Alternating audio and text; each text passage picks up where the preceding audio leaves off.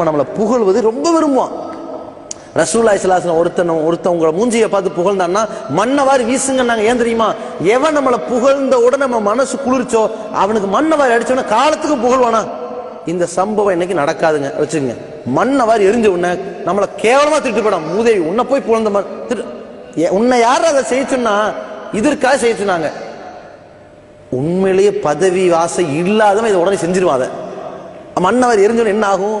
ஒரு டெபாசிட் கண்டுருச்சே, ஒரு ஆதரவு உடஞ்சிருச்சே, உடஞ்சாலும் பரவாயில்ல என்று ரசூலுல்லாஹி ஸல்லல்லாஹு அலைஹி வஸல்லம் எதுக்கு உண்டாக்க சொன்னாங்க? மனிதன் இதுல பலகீனமா இருக்கின்றான். யதார்த்தமா பாக்குறோம். நம்ம இப்போ ஏதாவது ஃபேஸ்புக்கில் ஒரு கட்டுரை போட்டாச்சு, இதுக்கு என்னமோ லைக்ஸ் ஒரு 35 தான் இருக்குது.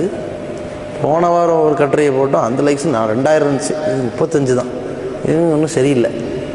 நம்ம போட்ட பதில் நல்லா தான் இருந்திருக்கு, கிறுக்கைங்க பார்க்காம இருக்காங்க.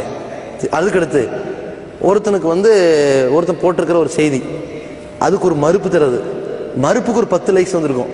அதே போட்டோம்ல, உடனே நம்மளை ஃபோன் பண்ணி ஜி எப்படி உங்களுக்கு மட்டும் வித்தியாசமா இருக்கன்றா. இது மாதிரி நிறைய பேர் உசுபேத்துட்டு இருப்பாங்க. பல மாதிரி உசுபேத்தின உடனே அதுக்கப்புறம் ஃபோன் பண்ணி கேட்பாங்க, என்ன ஜி சும்மா இருக்கிறிய, நீங்க இல்லாமலே ஃபேஸ்புக் களகட்டல அப்படியா, இதான் இது வந்துடுறேன். என்ன வேலை? ஓசி வைஃபை ஆபீஸ்ல கிடைக்குது, ஒரு ஓரத்தில் உட்காந்து அந்த வேலை பார்க்கறது, ஆபீஸ் வேலையும் கிடையாது. இந்த லட்சணத்துல போயிருது. எந்த அளவுக்குன்னா நம்முடைய முதன்மையான காரியத்தை எல்லாம் தூர விட்டுட்டு இதுலயே போய் மூழ்கிறது. அதுல ஒரு எதிர்பார்ப்பு.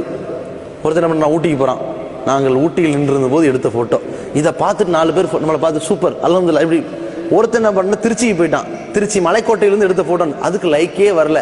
ஆத்திரம் வரும் பாருங்க. இன்னொருத்தன் தஞ்சாவூருக்கு போனன்னு போட்டோவை போட்டிருப்பான், அவனுக்கு கொடுப்பான், இவன் திட்டுவான். ஆமா தஞ்சாவூர் பெரிய பொம்மையா தின்ன போட அந்த பக்கம், இவன் திட்டுவான்னா இவனுக்கு நிறைய லைக் வரலன்னு அர்த்தங்க.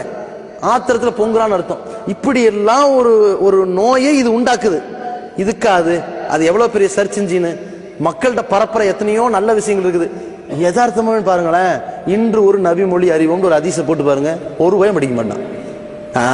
நம்ம படிக்காத ஹதீஸா, அட புகாரி நம்ம பார்த்தால் தானே தூக்கு அப்படின்றான். இப்ப என்ன, ஒருத்தர் போட்டோ போட்டு இவன் எப்படிப்பட்டவன் தெரியுமா, இன்னும் சொல்றேன் செய்தி இருக்கு பாத்துறாங்க. இது மாதிரி ஒரு விஷயத்தை சொல்கிற பொழுது, அதுவும் ஒரு கருத்து போட்ட உடனே அவன் கருத்து போட போக வேண்டியதானே. அன்புக்குரிய தோழரே, சிறந்த ஒரு கட்டுரை, அவர் கன்னத்துல கை வச்ச மாதிரி கட்டுரை போட்டிருப்பா, சிறந்த கட்டுரை. அடுத்து உங்கள் ஆக்கங்கள் வரவேற்கப்படுகின்றன. அவன் ஃபீட்பேக் கேட்டானா உங்கள்கிட்ட, மேலது இவர் என்ன தொடர்பு நம்பர் சொன்னானா, அவன் என்ன கம்பெனி வச்சா நடத்துறான், இவனை கம்பெனி மாதிரி நம்ம உண்டாக்கி விட்டுறது, புகழ்ந்து தள்ளுறது. புகழ்ந்த உடனே அவனுக்கா உச்சாமடை நாயறான். அதுக்கு அடுத்து இதை தொடாம இருக்கவே முடியறதில்லை. எந்த அளவுக்கு ஆயிரும் தெரியுமா? எனக்கு ஜமாத்துல எந்த போஸ்டிங் கிடைக்காதுங்க, இந்த ஃபேஸ்புக்ல எனக்கு ஒரு வேலையை கொடுத்துருக்கு போதும், என்ன சும்மா வெட்டி பார்க்க மாதிரி உட்காந்துட்டு இந்த மாதிரி ஆயிப்போயிருது.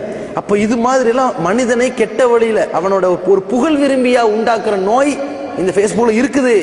அப்படி நம்ம புகழ் விரும்பி ஆயிடக்கூடாதுங்கிற கவனத்தில் வச்சுங்க.